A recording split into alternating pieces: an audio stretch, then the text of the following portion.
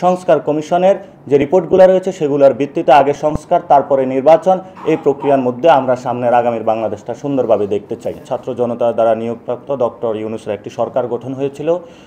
সেই সরকার থেকে আমরা যে এক্সপেকটেশন বা আশা ছিল, সে আশাহত হচ্ছে আমরা প্রতিনিয়ত।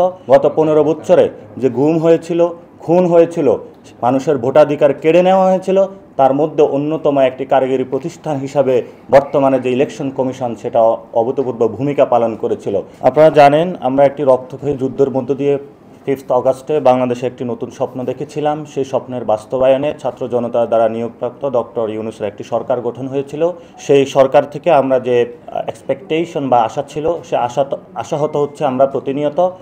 এবং আমরা দেখেছি রাষ্ট্রের যে ইনস্টিটিউশনগুলো ছিল সেগুলো গত 15 বছরে ধসে পড়েছিল, এবং সেই জায়গা থেকে আমরা একটি নতুন সূর্য দিগন্তের যে প্রতিশ্রুতি নিয়ে বাংলাদেশের স্বপ্নযাত্রা করেছিলাম, সেই যাত্রায় আমরা প্রতিনিয়ত বাধাগ্রস্ত হচ্ছি। এবং সেই জায়গাতে আমরা রাজনৈতিক দলগুলো, যেখানে বাংলাদেশের জনগণের সাথে কমিটমেন্টের একটা বিষয় ছিল, সরকারকে একটি সহযোগিতার বিষয় ছিল, সেখানে আমরা তাদের সেই জায়গাতে দেখতে পাচ্ছি না।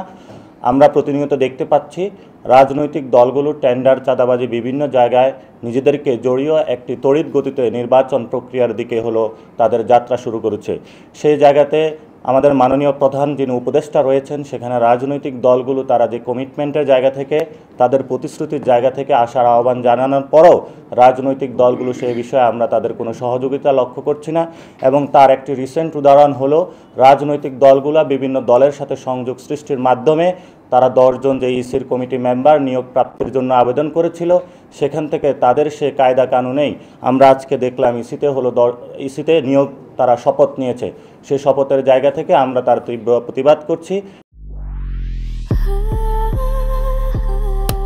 Walton switch, stylish and elegant.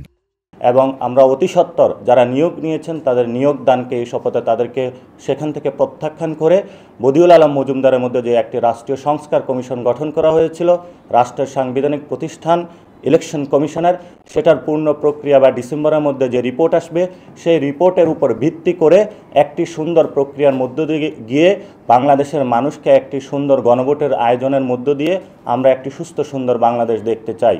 আমরা এখনই স্বভাবত মনে করি গত 15 বছরে যে গুম হয়েছিল, খুন হয়েছিল, মানুষের ভোটাধিকার কেড়ে নেওয়া হয়েছিল, তার মধ্যে অন্যতম একটি কারিগরি প্রতিষ্ঠান হিসাবে বর্তমানে যে ইলেকশন কমিশন সেটা অভূতপূর্ব ভূমিকা পালন করেছিল।